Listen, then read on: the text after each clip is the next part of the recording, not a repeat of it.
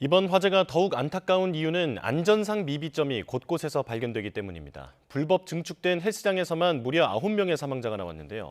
법적 책임을 물을 수 있을지 서정빈 변호사와 짚어보겠습니다. 어서 오십시오. 네, 안녕하십니까? 네, 자 무려 14명이 사망했습니다. 급격한 연소 확대 때문에 미처 구조하지 못했다라고 소방당국이 설명했는데 기름때가 불길을 건물 전체로 집어삼키게 되는 원인으로 지목되고 있더라고요.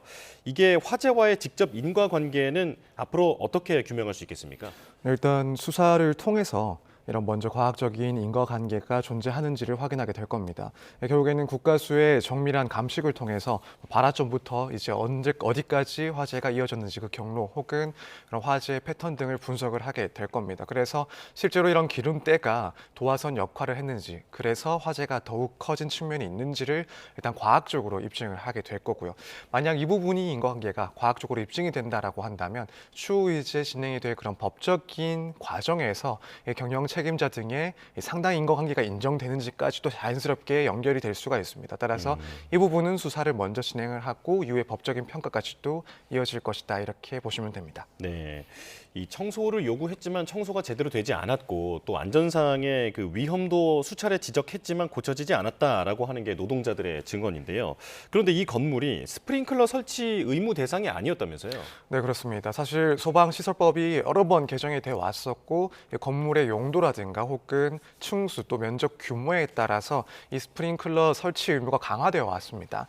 하지만 이제 이런 개정이 있었다 하더라도 이 소급표 규정을 두고 있지는 않기 때문에 특히 이번 사고 공장 같은 경우에는 1996년도에 사용 승인이 된 건물이었기 때문에 현행법이 또 적용되지가 않습니다. 한편으로는 지금 현행법상 적용 대상이 되는 건물이라 하더라도 이 설치 의무 대상 자체가 이제 해당되지 않는, 요건에 만족하지 않는 그런 시설로 보고 있기 때문에 이런 점들이 결국 화재를 진압하는 데 있어서 조금 어려운 점에 해당하지 않았나라는 안타까운 목소리도 많이 나오고 있는 것 같습니다.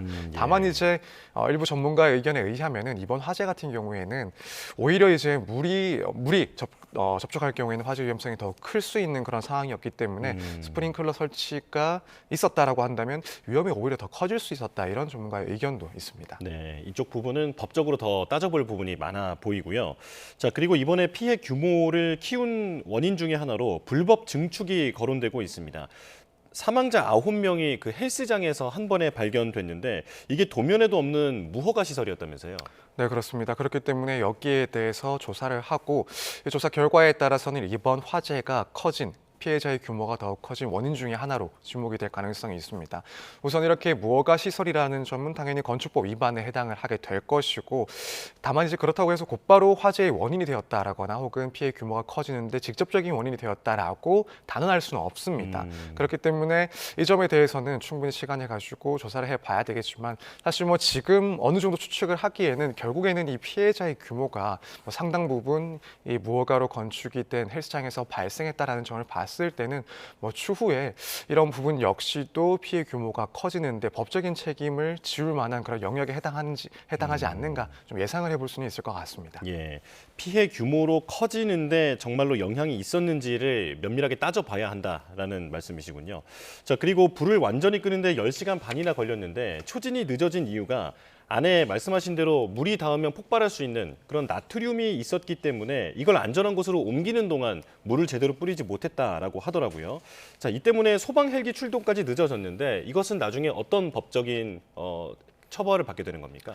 우선 말씀하신 것처럼 이 공장의 그런 특성, 그러니까 위험물이라고 할 수 있는 나트륨을 다루고 있던 곳이고 또 물이 닿을 경우에는 폭발 가능성이 충분히 있는 그런 위험한 물질이기 때문에 이 소방에 상당히 시간이 걸렸던 것으로 보입니다.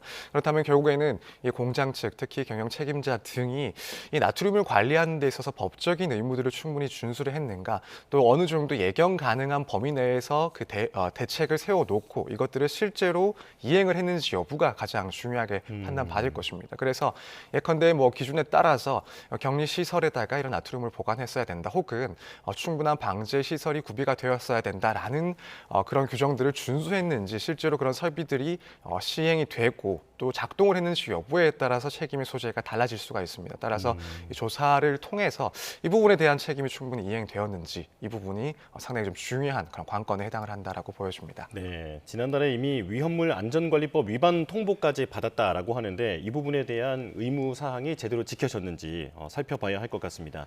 자, 그리고 안전 불감증에 예고된 참사였다라는 지적이 나오는데 앞서 짚어본 대로 유증기가 계속해서 나온다든지 뭐 오일 미스트라는 표현도 나왔었고요.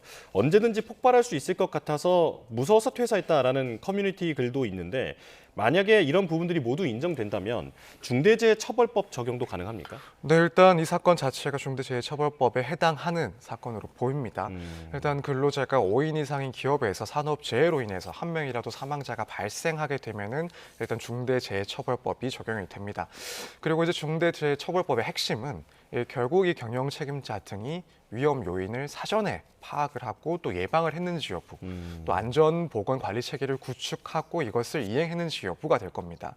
만약에 지금 커뮤니티에서 올라오는 그런 목소리들처럼 실제로 이 기업이 근로자들의 개선 요구가 있었음에도 불구하고 이것을 묵살했다. 그런 점들이 확인이 된다라고 한다면, 특히 뭐 필요한 그런 소화기구도 제대로 비치되지 않았다라는 지적도 나오고 있는 상황이라서 이런 점들이 사실로 확인이 된다라고 한다면 결국 안전보건 관리 체계 그 의무를 위반했다라는 판단을 받을 수가 있습니다. 그래서 만약 그 부분까지 확인이 된다라고 한다, 그러면 경영진이 직접적인 그런 형사 책임도 충분히 지을 수가 있는 그런 상황입니다. 예. 그리고 대피에서도 아쉬운 점이 하나 지목이 되는데 화재 경보기가 울렸는데도 그 직원들이 대피를 하지 않았다라고 하는 얘기가 있더라고요. 근데 원인이 그동안 화재 경보기 오작동이 잦아서 이번에도 오작동이겠지라고 생각했을 수 있다라는 겁니다. 이런 부분들은 법적으로 나중에 어떻게 처리가 됩니까? 말씀하신 것처럼 결국 오작동이 반복될 경우에는 실제로 사고가 발생을 했을 때 아무래도 이런 주의들을 제대로 기울이지 않을 가능성이 있고 그것 때문에 이 피해자의 규모가 더 커졌을 가능성도 분명히 존재합니다. 이런 소방시설 같은 경우에는 너무 당연하게도 뭐 1년 내에 정상 작동을 해야 되는데 만약 이런 문제가 실제로 확인을 해봤을 때 특히 이런 문제점이 지적이 됐음에도 불구하고 오작동을 방치했다든가 혹은 이걸 수리하지 않은 채 이 사건이 발생했다라고 판단이 받게 된다라고 한다면 마땅히 이제 중대재해처벌법상 처벌 가능성이 분명히 존재를 하게 될 겁니다.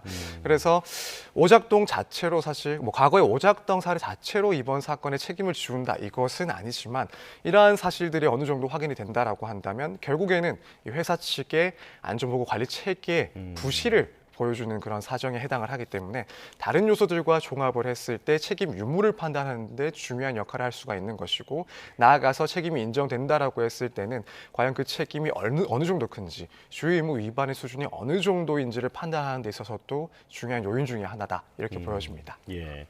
그런데 이번 화재가 2년 전 경기 화성의 1차 전지 제조 공장인 아리셀 화재 폭발 사고와 판박이다라는 지적이 나옵니다. 당시에도 유독가스가 나왔고 그리고 비상구가 마땅하지 않았고 그렇기 때문에 직원들이 갇힌 채 사망하게 됐었는데 공장 건물에 불법 구조 변경도 있었잖아요. 그런데 지금 판박이 같은 사건이 발생하는 걸 보면 현장에서는 달라진 게 하나도 없다라는 지적이 나오더라고요. 네, 그렇습니다. 저도 이 사고가 발생했을 때 2년 전에 있었던 이 아리셀 공장 화재가 곧바로 떠올랐고 그만큼 구조적으로 유사한 그런 사건이 다시 한번 발생했다라는 점에 있어서도 뭐 시민의 한 사람으로서 상당히 좀 참담한 심정이었습니다. 당시 공장 화재가 발생했을 때도 이 제도가 충분히 마련되어 있었는지 또 실제로 이 제도가 실효성이 있는지 여기에 대해서 상당히 비판들이 제기가 되어 왔었고 당연히 이 사건 이후에도 충분한 개선 혹은 강화 등이 있었다라고 생각을 하고 있었습니다. 그럼에도 이제 같은 유형의 이런 대참사가 발생했다라는 점은 결국에는 제도가 아무리 완비가 되고 구비가 된다 하더라도 실무적으로 현장에서 이것을 어떻게 체감을 하고 또 어떻게 대비를 하는지와는 상당히 차이가 있다라는 점을 다시 한번 보여주는 것이 아닌가라는 생각이 듭니다. 물론 이 사건을 계기로 또 다시 한번 전반적인 제도 개선이라든가 정비가 이루어지고 또 실무적으로도 이런 문제점들을 파악하는 작업들이 계속해서 이어나가긴 하겠지만은 뭐 그럼에도 불구하고 이것들이 실효성을 갖기 위해서는 뭐 이 사건에 대한 규명도 완벽하게 이루어져야 되고 또 이후에는 책임에 대해서도 충분히 소재가 밝혀져야 될 것이고 또 한편으로는 실무 안에서도 계속적인 그런 사건에 대한 보고와 검토가 이루어져야 되지 않을까라는 그런 생각을 하고 있습니다. 예. 아리셀 화재 참사 이후에 이런 그 환경 감사라든지 이런 부분들이 더 강화된 것으로 알고 있는데 하지만 그런 감사가 있을 때만 안전 규정을 돌아보거나 혹은 관리를 촘촘하게 한다라면 그것도 나중에 큰 사고가 발생했을 때는 무용지물 아니겠습니까? 네, 그렇습니다. 그래서 사실은 어떻게 보면은 이 실무적인 부분 그리고 법제도 개선 부분이 항상 함께 같이 가야 되지 않을까라는 생각이 듭니다. 뭐 일부에서는 똑같은 사고가 이렇게 반복되는 것을 봤을 때 아무리 제도를 강화하고 또 이 사건을 뒤집어 본다 하더라도 그것이 어느 정도까지 효과가 있을 것인지 상당히 좀 비관적인 그런 생각을 하실 수도 있지 않나라는 생각을 하는데 뭐 그럼에도 불구하고 결국 이 사건에 대해서 면밀하게 검토를 해서 이 부분이 원인이 정확하게 규명이 된다라고 한다면 결국에는 조금 더 구체화된 매뉴얼이 마련될 것이고 또 뭐 공무원들 입장에서 혹은 감사를 하거나 또 회사를 경영하는 그런 입장에서도 보다 구체적으로 마련해야 될 그런 대책들, 그런 예방책들이 명확하게 좀 자리 잡히지 않을까라는 생각이 듭니다. 그래서 앞으로도 사실 이런 안전 불감증 문제에 대해서는 인식 개선에 상당한 시간이 필요할 수는 있긴 하겠습니다만 조금 더 이런 현장에서의 그런 만약 의식이 개선될 수 있는 그런 절차라든가 혹은 시스템이 마련돼야 되지 않을까 또 거기에 대해서는 좀 기대를 해야 봐야 되지 않을까 이렇게 생각을 하고 있습니다. 네, 알겠습니다. 여기까지 말씀 듣겠습니다. 서정빈 변호사와 함께했습니다. 고맙습니다. 네, 감사합니다.